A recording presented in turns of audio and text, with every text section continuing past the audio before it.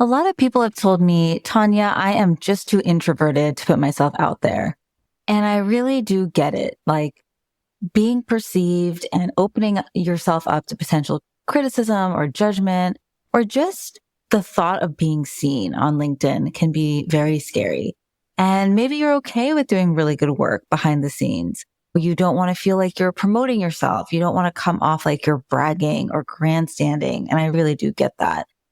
But when I think about what introversion really is, which I'd say it's like thriving and getting energy from time spent alone or in one-on-one conversations where we feel really seen and understood, I actually think that visibility and this act of showing up with thought leadership is a perfect fit for the ways that we are. Because actively showing up as a practiced voice, right? As a leader in the work that you do, it includes a lot of time just reflecting and exploring our inner thoughts and tying back experiences we're going through back to our why and building authentic resonance with a small community. Like it's not really about trying to go viral or being the loudest person in the room, but creating safe, nourishing relationships, even if they're just online. Like at this point, a lot of my dear colleagues, friends, relationships are online. And so in this episode, I'm going to share ways to shift your mindset. If you feel like introversion is a barrier to getting visible online on LinkedIn, plus some action steps to show up in a way that feels authentic and good to you. Hey, I'm Tania Bhattacharya, and you are listening to the Campfire Circle podcast. We are all about breaking down the boardroom table as the ultimate space of leadership, and instead replacing it with a campfire. Because that's where we share our stories. That's where we build warm community, and that is where there's always room. I'm building an impactful business in public through thought leadership, and I'm taking you behind the scenes all along the way. So if you want to stand out as you stand up for your mission, you are in the right place. Okay, so right now you might relate to this feeling of being an undercover expert, or in other words, being a specialist in your field, right? You do what you do really well, but the amount of sort of recognition and influence you have maybe doesn't match your level of expertise, wisdom, practice, all that kind of stuff. So why does it even matter? Because earlier I mentioned a lot of people are really okay with doing good work behind the scenes. And I was for a very long time too.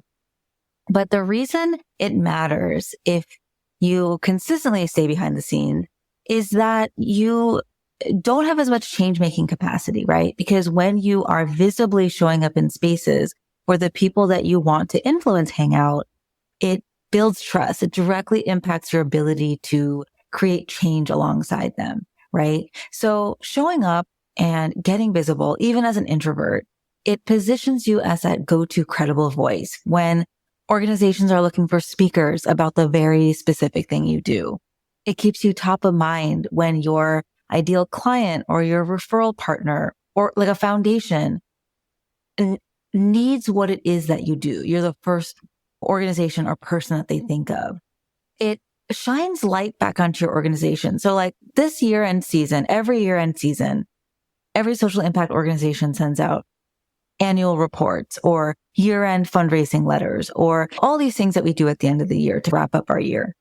There's a lot of noise this time of year.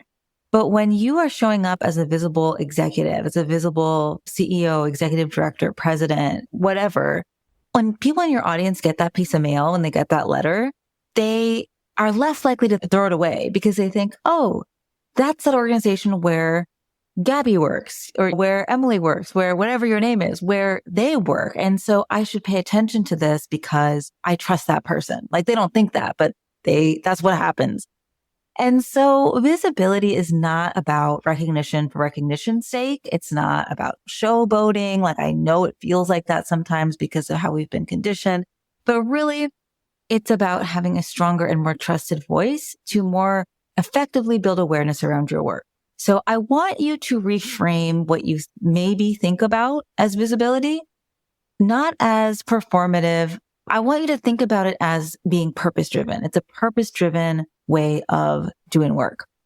And so when you focus on adding value by sharing something you recently learned or lifting up a client or a grantee's success or sharing a story about a company win, it becomes less about self-promotion because yes, you are sharing your story or your experience about something, but it's not really about you. It's about the thing, right? It's about the mission. It's about the organization. It's about the movement you're trying to get more people enrolled into.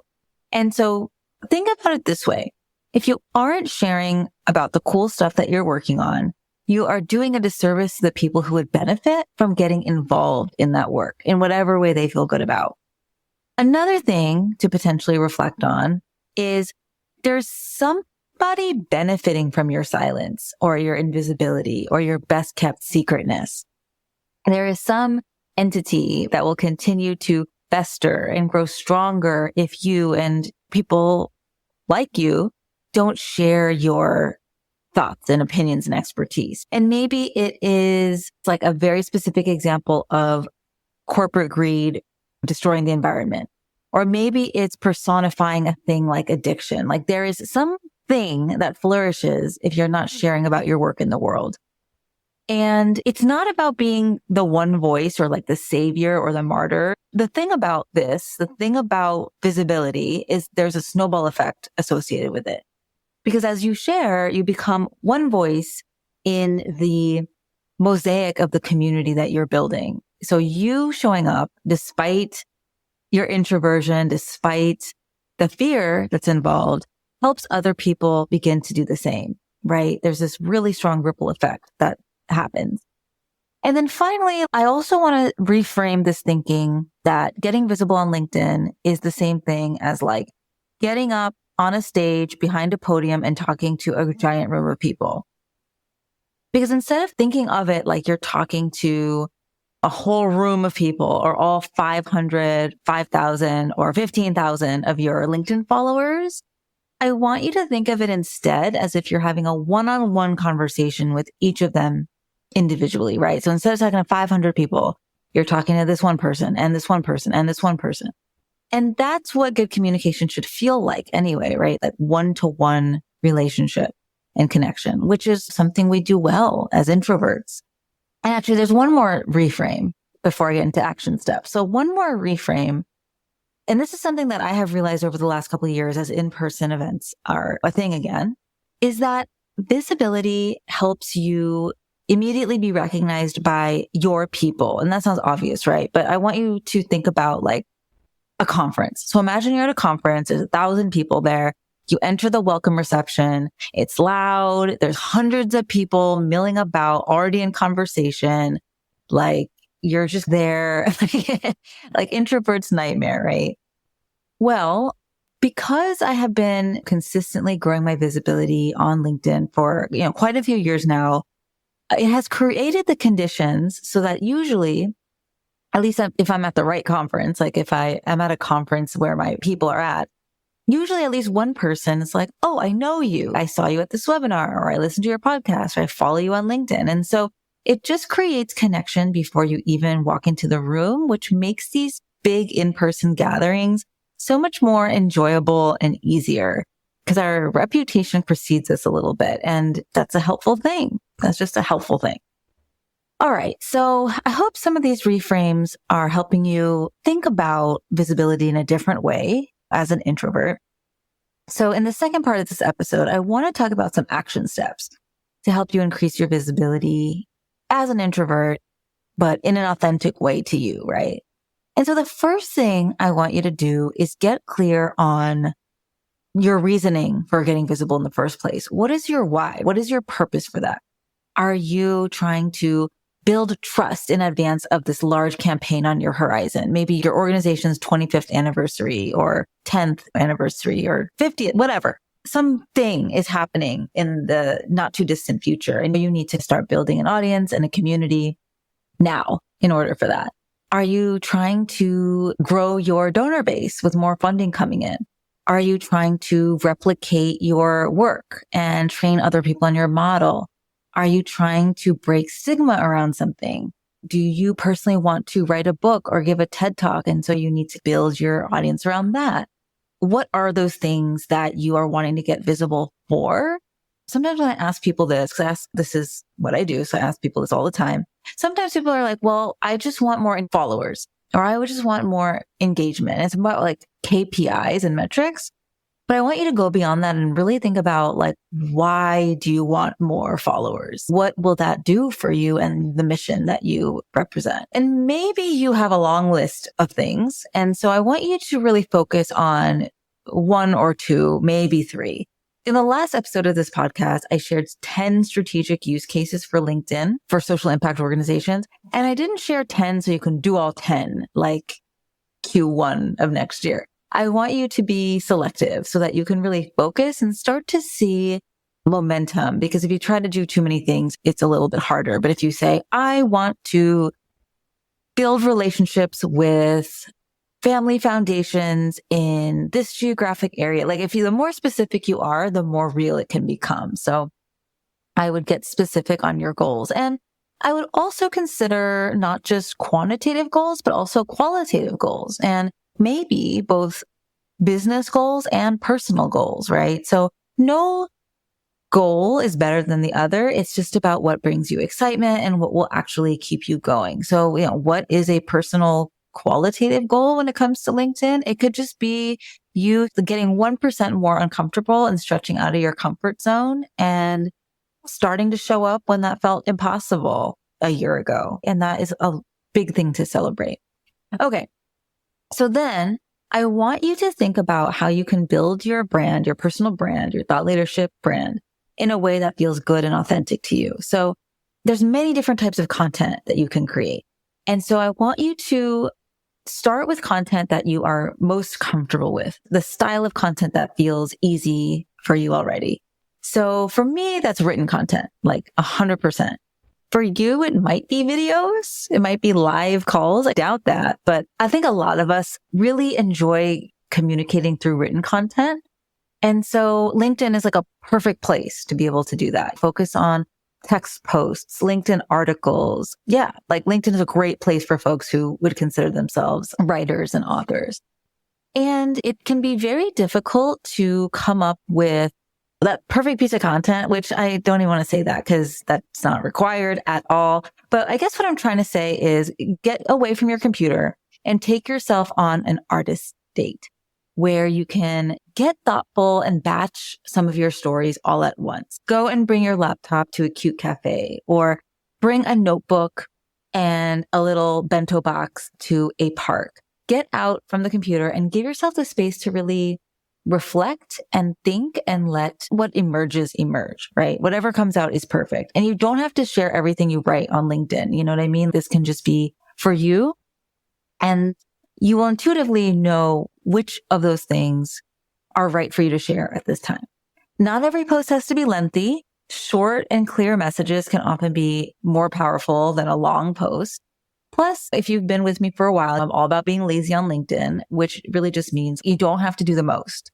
Just focus on one high quality resonant post per week. And depending, especially if you're just getting started, like maybe one even every other week, whatever will help you build a consistent, low pressure presence so that you can keep going. Something that experts often tell me, and being overly personal online might feel uncomfortable, especially right out of the gate. And personal content does tend to get good engagement. That's just a reality of the world. But that doesn't mean you have to start there. Start by sharing lessons you've recently learned and maybe start gradually adding more personal touches over time as you begin to build community and relationship. And be you. What I really want to say is be you, because sometimes people think they have to play a character or be someone they're not or put on this personality to show up. But if you don't show up as yourself, how will the people who are looking for you find you? It would be exhausting to keep up that personality everywhere you go. So just be you. There is a community of people who are looking for you as you are. Post about the topics you genuinely enjoy. Think about the conversations that you're having right now in real life with your people. Reflect on the podcasts that you're listening to or the articles that you're reading, and just expand on these things. Expand on these things with your reflections, and you're creating conversation online, much like you would in a very small group or even one-on-one. And then I also want you to consider creating a little LinkedIn cheerleading squad. So these are people who are dedicated to lifting you up. Maybe you're lifting each other up. Maybe they're coworkers or colleagues who also work in your space. So as you get started, you can let them know privately, like one-on-one, hey, I'm going to be starting to share more on LinkedIn. I'm a little nervous, but would you consider when you see my content, drop in a like, drop in a comment. And that way you already know you've got a group of people, supporters who have got your back. That can mean a lot as you're starting to wade out into the LinkedIn streets. And so everything I've shared so far is about content, LinkedIn content, but there's also things you can do to build your brand that don't require you to share your thoughts publicly. So you can engage with people one-on-one by leaving thoughtful comments and sending direct messages. So this might feel more conversational and again, one-on-one and less like you have this big spotlight on you. Your introvert skills of listening and reflecting are just perfect here. And also responding to other people's posts with a comment, that builds visibility. That helps you show up on people's feeds in a way that might feel less draining than doing your own post. You might relate to being in spaces like conferences or meetings where you have a question and you want to ask, but you don't want to raise your hand and ask a question in front of this huge room with hundreds of people. So remember your question and then send the speaker that same question via LinkedIn. It's just a great way to build relationship and connection and get your questions answered without having to do it in front of everyone else, right? And so regardless of if you're going to be sharing content or simply building relationship behind the scenes, I want you to think about what your routine is going to be. And I want you to be open to setting boundaries for yourself because it can become a little bit of a time suck because that scroll just keeps scrolling. And so I always encourage people to have a recurring time on their calendar each week to spend on LinkedIn. And maybe during that time, you're sharing a thoughtful reflection. You are engaging with people who you've engaged with in real life recently or who engaged in your last post. Maybe you're leaving a few thoughtful comments on posts that are important to you. And then beyond that, you really can feel free to turn off notifications or limit the amount of time that you spend on LinkedIn if that's going to be helpful for you. And that's what I love so much about this specific platform is you don't always have to be on it to have great results. People are busy professionals in the trenches of their work, movers and shakers, and they're not usually going to be there 24/7. Like they will be there when you log back in. So, and finally, I want you to celebrate every win. I want you to celebrate small wins. Think back to the goals that you are setting for yourself, or rather the purpose that you have for showing up in LinkedIn in the first place, and celebrate each small incremental step towards that goal. Don't be hard on yourself for not being visible enough or not getting enough engagement at the start. Like we all start somewhere. And I want you to remember to not get tripped up on quantitative metrics, right? Like I said earlier, engagement, impressions, follower count, that really does not matter as much as the qualitative experience your audience is having. I always say trust building is invisible. Maybe people don't like your post, but they're taking a screenshot or they're forwarding it to a friend or they're emailing it to a colleague and saying, oh, this is something we need to implement. It's planting a seed in their mind. And I talk a lot more about this in another podcast episode called Tracking Resonance Instead of Reach. And that would be a great one to listen to next if that piques your interest. I'll link it in the show notes. But all in all, like you can build a strong network and build your visibility as an introvert from the comfort of your own home. And so if this episode resonated with you, I'd love for you to send me a message on LinkedIn. Let's chat. I am definitely an introvert as well. In fact, I am an INFJ. And I had another episode where I interviewed a coach, Joy Malik, who only works with INFJs. And there's a couple of great gems for you in that episode too. So I'll link that as well. I can't wait to hear from you. I hope this landed and I'll talk with you next time. Okay, so you've heard from us. Now I want to hear from you. Leaving a review helps us so much in growing our reach and supporting more folks with this podcast. And even better, I would love for you to send me a note on LinkedIn with your takeaways from this episode. I cherish and respond to every message, so I can't wait to hear from you. And if you want to go even deeper, check out the show notes to take your next step.